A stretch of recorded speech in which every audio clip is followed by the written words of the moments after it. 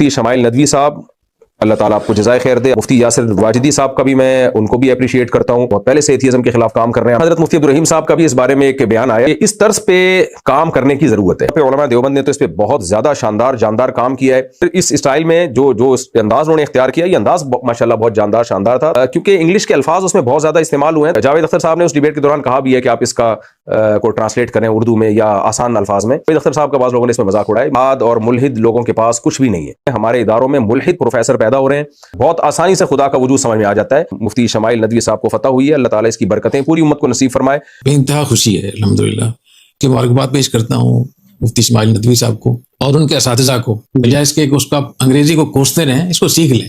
कोई भी ज़बान सीखना ये सुन्नत भी है। हमारे मदारिस में बाकायदा इसके शोबे होने चाहिए, क्योंकि इस दौर में जो बहुत बड़ा फितना है वो इल्हाद का है। फ़लसफ़ा पढ़ाया जाता था, उसको आज के जदीद लिबास में उसको जदीद लिबास पहनाना चाहिए। ऐसे निज़ामी के साथ साथ कुछ और चीज़ें भी आपको सीखनी चाहिए। दोनों इनसे कहूँगा, दोनों हज़रात से, आप यहाँ तक कैसे पहुँचे ताकि लोग आपसे कुछ सीखें। हिंदुस्तान जैसे मुल्क में करोड़ों लोग मुसलमान हो जाएंगे, सौरभ अमरीका में करोड़ों काफिर जो हैं वो मुशर्रफ इस्लाम हो जाएंगे, वो कलमा पढ़ लेंगे। पहले मेरा इरादा था कि मैं बयान के दौरान ही इसका तज़किरा कर दूंगा, लेकिन मुझे ये थोड़ी सी नाइंसाफ़ी लगी कि इतना शानदार काम हुआ और मुफ्ती शमाइल नदवी साहब, अल्लाह ताला उनकी उम्र में बरकत दे, उन्होंने एक मुल्हिद को इस तरह मुदल्लल अंदाज में और आज के तकाज़ों के मुताबिक जो उनका अंदाज था बात करने का, उस स्टाइल में, उस अंदाज में उनको जवाब दिया जावेद अख्तर साहब को।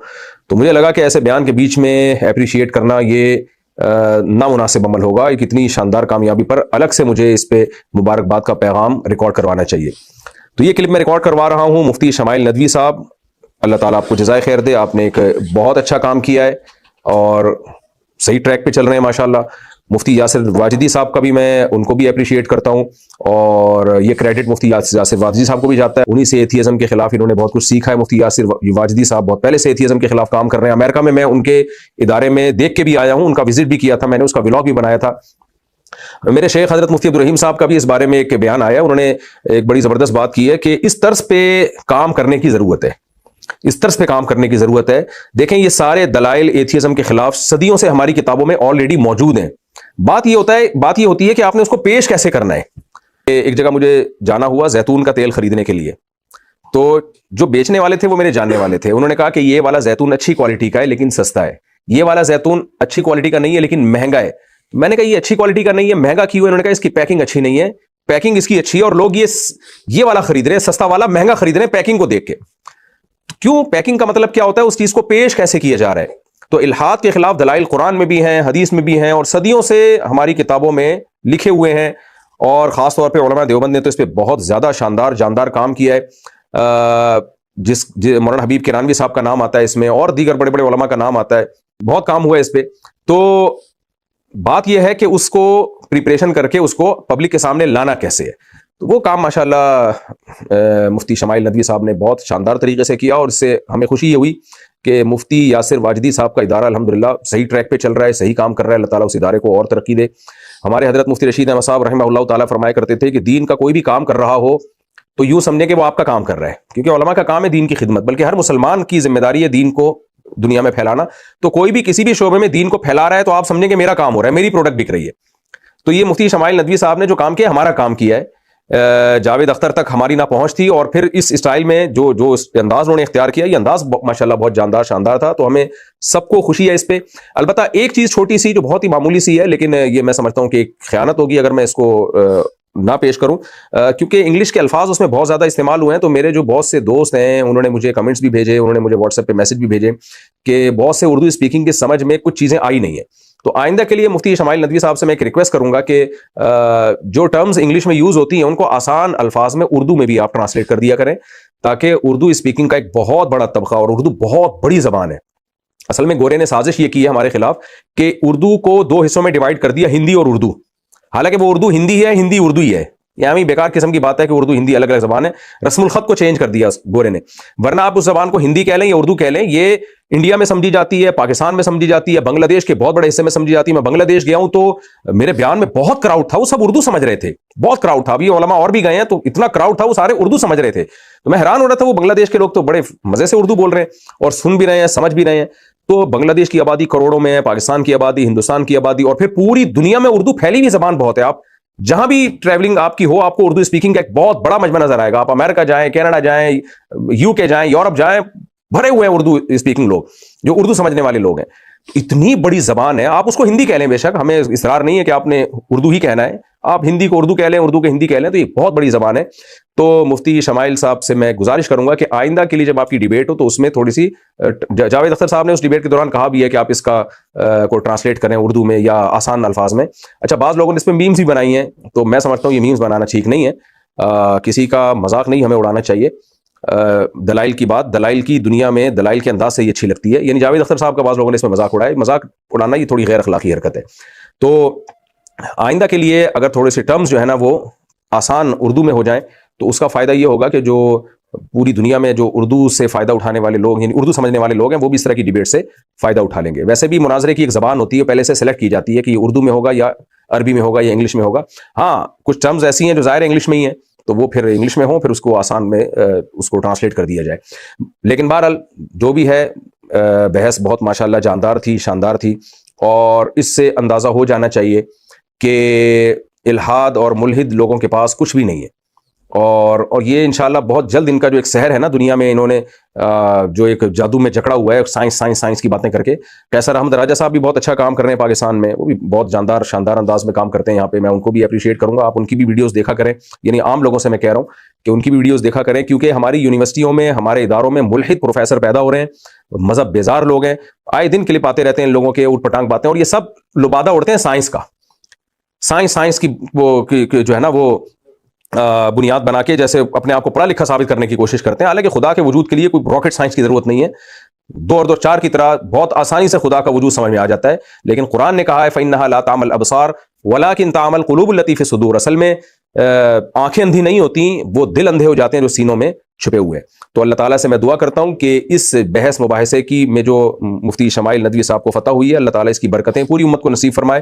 اور ہمارے ہاں جو ایک چیخ و پکار کا ایک معمول ہے مناظروں میں, ہا ہو رن رن ٹھش پش, اس طرح کا جو چل رہا ہوتا ہے, یہ چیز بھی سیکھنے کی ہے کہ اس طرح تمیز سے بھی بحث مباحثہ ہو سکتا ہے. مفتی عبدالرحیم صاحب بیان کر چکے ہیں, یہ آپ ان کا بیان سن سکتے ہیں. پورا تو میں سن نہیں سکا, کافی طویل تھا, لیکن میں نے 20-25 منٹ کا حصہ سنا ہے. جی, میں بہت دل سے دعا کرتا ہوں, دل سے دعائیں نکلیں بلکہ ان کے لیے, مفتی شمائل ندوی صاحب کے لیے, اور اس کے ساتھ ساتھ جو مفتی یاسر ندیم الواجدی, مفتی یاسر ندیم الواجدی. تو مجھے بے انتہا خوشی ہے الحمدللہ کہ نوجوانوں میں ایسے نوجوان سامنے آ رہے ہیں جو ان کے پاس علم بھی ہے, اور اس علم کو استعمال کیسے کرنا ہے, اس کے لیے زبان و بیان کیا ہوگا, لب و لہجہ کیا ہوگا, تو ان کو اللہ نے یہ سمجھ دی ہے.